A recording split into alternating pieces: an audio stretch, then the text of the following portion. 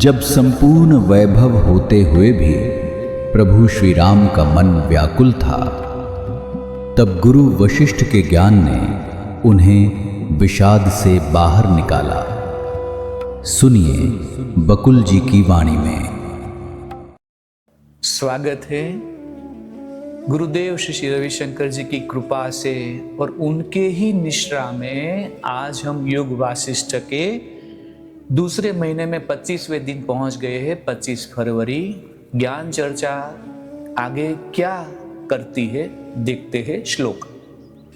यो यथा प्रेरयति माम तस्य तिष्ठामि तत्फला न स्वभावोऽन्यतां धत्ते वहने रौष्ण्यमिवैष में। अर्थ है, व्यक्ति कुछ भी चाह सकता है, मैं उसे वही प्रसाद रूप में प्रदान करती हूं। अग्नि ताप देगी, यह तो स्वाभाविक ही है। तो सरस्वती कहती है कि जो वो चाहता है वो मैं देती हूं, तथास्तु मैं करती हूं। जो भी चाहेंगे वो तथास्तु हो जाएंगे। जैसे अग्नि के पास जाओगे तो अग्नि तो ताप ही देती है, वैसे ही मेरे पास आओगे मैं आपको तथास्तु दूंगी। तो वशिष्ठ ने कहा, दूसरी लीला ने सरस्वती से पूछा, हे देवी, कृपा करके मुझे बताए कि आपका आशीर्वाद मिलने पर भी मेरा पति युद्ध में क्यों नहीं जीत पाया। भगवान थे, चेतना थी, सब कुछ अच्छा था, तो जीतना चाहिए था। सरस्वती ने उत्तर दिया, इसमें संदेह नहीं कि राजा विदुरथ ने मेरी अर्चना आराधना खूब की, परंतु उसने युद्ध में विजयी होने के लिए प्रार्थना नहीं की, रह गया था। हर व्यक्ति की बुद्धि में चेतना का निवास रहता है। मैं व्यक्ति को वही देती हूं जिसे वह प्राप्त करना चाहता हो। व्यक्ति कुछ भी चाह सकता है, मैं उसे वही प्रसाद रूप में प्रदान करती हूँ। अग्निताप देगी, यह तो स्वाभाविक ही है। उसने मुक्ति मांगी, उसे मुक्त प्राप्त होगी। इसके विपरीत सिंधु नरेश ने भी मेरी पूजा आराधना की और युद्ध में विजय के लिए प्रार्थना की, इसलिए राजा विदुरथ युद्ध में मारे जाएंगे और समय पाकर वे आप दोनों से मिलेंगे और मुक्ति प्राप्त करेंगे। सिंधु नरेश युद्ध में विजयी होंगे और वे देश पर शासन करेंगे। एक स्थिति ऐसी भी उत्पन्न हुई कि दोनों नरेश रथों से विरत हो गए। विदुरथ दूसरे नए रथ पर सवार होने को ही था कि सिंधु नरेश ने उसे काट डाला। नरेश को गिरते देखकर दूसरी लीला मूर्छित हो गई। पहली लीला ने सरस्वती से कहा, हे देवी, देखे मेरा पति अब प्रेत रूप में प्रकट होगा। पहली दूसरी दोनों लीला एक ही है। सरस्वती ने कहा, मेरी प्यारी लीला, यह भयानक युद्ध, सारा विनाश और मृत्यु स्वप्नवत सत्य है।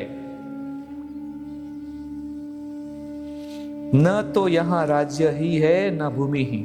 यह सभी कुछ पवित्र आत्मा वशिष्ठ की पहाड़ी पर स्थित आवास के अंदर उस झोपड़ी है, उसमें ही घटा है। इस महल, इस रणभूमि और इस सब कुछ का अस्तित्व कहीं और नहीं बल्कि तुम्हारे महल के अंदरूनी कक्ष में है। वस्तुतः संपूर्ण ब्रह्मांड ही वही है। उस पवित्र आत्मा के आवास के भीतर ही राजा पद्म का संसार है और उस लोक में राजा के महल के अंदर ही घटी सब घटनाओं को तुमने देखा है। यह सब कल्पना है, भ्रम है। एकमात्र वास्तविक तत्व तो यह है, न कुछ पैदा ही हुआ और न कुछ नष्ट ही। यह तो असीम चेतना है जो अज्ञानी को ब्रह्मांड दिखाई देती है। जिस प्रकार स्वप्न देखने वाले को संपूर्ण नगर अपने अंदर दिखाई देता है, उसी प्रकार ये तीन लोक छोटे से एक परमाणु में स्थित है। अद्भुत है ना? निश्चय ही उन लोकों में परमाणु है और उनमें से हर परमाणु में तीन लोक स्थित है। दूसरी लीला जो मूर्छित होकर गिरी है, वह उस लोक में जा पहुंची है जिसमें तुम्हारे पति का शव पड़ा है, फूलों से ढका हुआ। लीला ने कहा, हे देवी, मुझे बताए कि वह पहले से ही वहां कैसे पहुंच हुई है और उससे वहां के लोग क्या क्या कह रहे हैं। सरस्वती ने उत्तर दिया, जिस प्रकार आप दोनों राजा के प्रिय वस्तुएं थी, इसी प्रकार स्वयं राजा और मैं भी स्वप्निल पदार्थ है। जो यह जानता है वे उन्हें पदार्थ के रूप में नहीं देखता। असीम चेतना में हम एक दूसरे को कल्पना में उत्पन्न कर लेते हैं। वाह, कितना मतलब इससे ये समझदारी की सबसे हाईएस्ट पीक होगी। एक बार फिर से पढ़ना चाहूंगा। उस असीम चेतना में हम एक दूसरे को कल्पना में उत्पन्न कर लेते हैं। लीला ने सरस्वती को किया, सरस्वती ने लीला को किया। वह दूसरी सुंदरी लीला निश्चय ही तुम ही हो।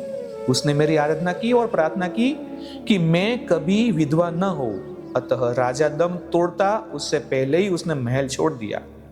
प्यारी लीला, तुम सभी ब्रह्मांडीय चेतना की विशिष्ट इकाइयां हो, परंतु ब्रह्मांडीय चेतना हूं और यह सब कुछ घटने देती हूं वो मैं हूं। तो आज के दिन इस आनंदजनक ज्ञान के साथ विराम करते हैं। कल वापस हम शुरू करेंगे इस ज्ञान चर्चा को। देखते हैं कल क्या होता है। तब तक के लिए जय श्री राम। इस ज्ञान यात्रा में हमारे साथ बने रहने के लिए चैनल को सब्सक्राइब करें और बेल आइकॉन दबाएं।